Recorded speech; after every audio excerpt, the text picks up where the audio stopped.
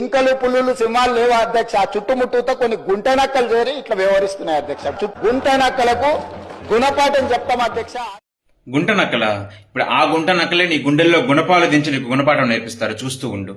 మీ తెలంగాణ ప్రజలకు బుద్ధి లేదు, అసలు మీకు అసలు బుద్ధి లేదు. ఏ ఉద్దేశంతో మీరు కాంగ్రెస్ ప్రభుత్వాన్ని అధికారంలోకి తీసుకొచ్చారు? ఏం తక్కువైందని చెప్పేసి.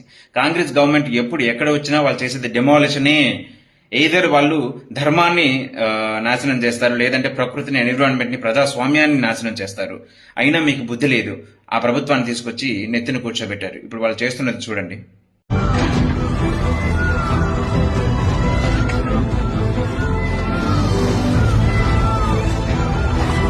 ప్రభుత్వ ఖజానా కోసం ఈ ప్రకృతిని, ఎన్విరాన్మెంట్ ని నాశనం చేస్తారా?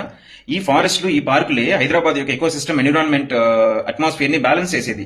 నగర ప్రజల ఆరోగ్యానికి ఇవి చాలా చాలా ముఖ్యము. కానీ అది మీకు అర్థం కావట్లేదా?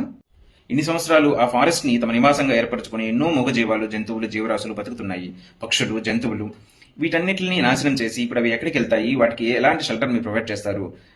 మీకు ఇవన్నీ ఎందుకు అర్థం కావట్లేదు? మొన్నటి వరకు హైడ్రా ఇష్యూని తీసుకొచ్చి అన్నింటిని కోలుకొట్టేశారనమాట. ఏ ఉద్దేశంతో మీరు చేశారో అందరికీ తెలుసు. ఇప్పుడు హైదరాబాద్ సెంట్రల్ యూనివర్సిటీ ఫారెస్ట్ ని డిఫారెస్ట్ చేసి నాశనం చేస్తున్నారు. రేపు బయోడైవర్సిటీ, అలాగే కొండాపూర్లో ఉన్నటువంటి బొటానికల్ గార్డెన్ మీద కూడా వీళ్ళు కనబడుతుంది. దాన్ని కూడా సర్వనాశనం చేసేసి మొత్తం రియల్ ఎస్టేట్ చేసేసి ఏం సాధించాలనుకుంటున్నారు? నగర ప్రజలకి ప్రాపర్ ప్యూర్ ఆక్సిజన్ అందకుండా ఇబ్బంది పెట్టాలనుకుంటున్నారా?